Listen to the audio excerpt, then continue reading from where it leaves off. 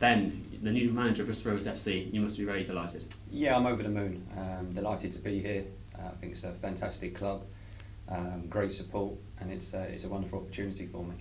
You join a very good time for the Gas. They're fourth in the league, unbeaten now in a run that stretches over 10 games. It's a very positive tone here at the moment, isn't it? I think it's a really good platform. Full credit to the players and the staff and everyone that's contributed this season. They've done really well, in a really strong position, and now it's a case of trying to build on that and push on. How much have you kind of had a chance to look at the team, look at the squad, and kind of evaluate what you see in this group of players? Yeah, I've watched virtually all of the games so far this season, including the 2 this week. So I'm up to speed on the squad and how they've done and where I think it can go forwards. And now it's just a case of getting to know the players and getting to work on the grass. You're meeting the players a little bit later on. There's a few names that you know already in the ranks, isn't there? Yeah, Josh Howe actually had as a young player at Crystal Palace. He'd have been 12 or 13 then in one of my academy teams. So it'd be good to see Josh, not seen him for a long time. And also Tony Craig had a short spell at Crystal Palace. But I get to know all the players quickly. A hectic Christmas period, but it's focus on the games and get through those. But I get to know the players and build relationships as we go. Your background in the game it's a strong pedigree, isn't it? You've worked under a lot of experienced managers. Talk us a little bit about what you've managed to learn from each of those that you've worked with under the years. An enormous amount, all very different managers, all very strong personalities. I've learned obviously from their strengths and what they're good at, and vast experience within the game. So it's been a great learning curve for me, and I've been fortunate they've passed on a lot of their wisdom and also a lot of their mistakes they felt they made or things to look out for in the game. So it's been a really good apprenticeship, so to speak, and prepared me thoroughly now for this role. How much are you looking forward to kind of having your first job as number one, as the name on the door, the manager? Yeah, very, very excited. It's been a long process getting to this point. I've been coaching a long time, and there's been a lot of preparation and hard work has gone into get into this stage. So I'm delighted. It's such a great club, such as Rovers, and I think it's got great potential to move forwards, and great support, as I've said.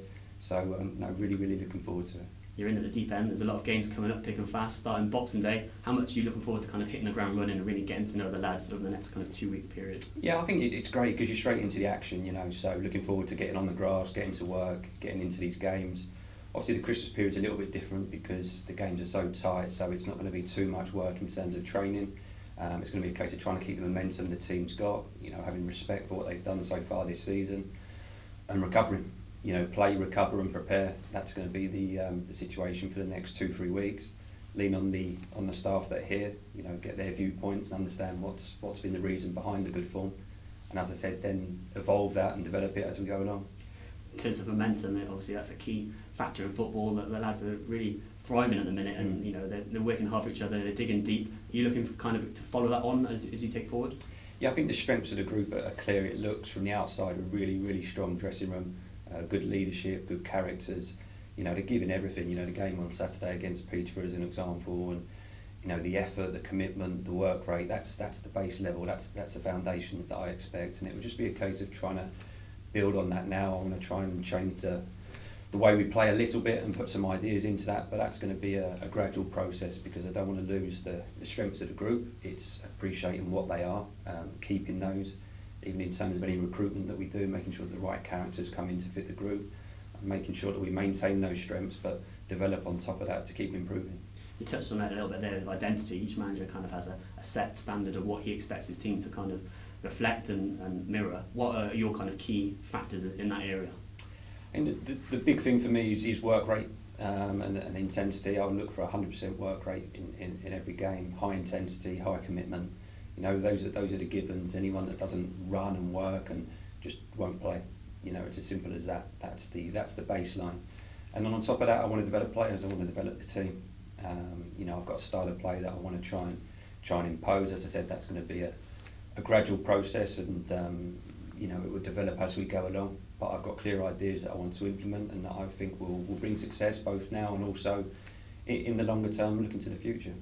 At Christmas, we're sitting fourth in the league, one kind of few points off the top 2 with a game in hand. What are your kind of goals for now and between now and the end of the season?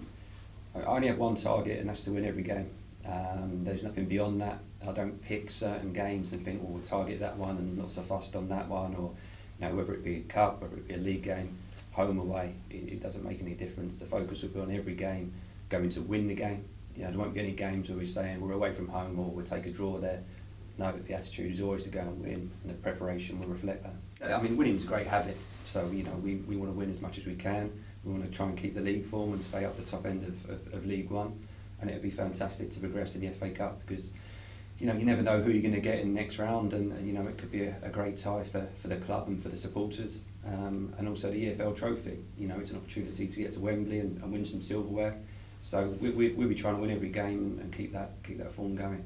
And lastly, your message to the Rovers fans, you know, they come out in their numbers, they back the team to the hill. What is your message to them kind of going forward? Just to say thank you. You know, anyone that comes out and supports home and away, really appreciate it.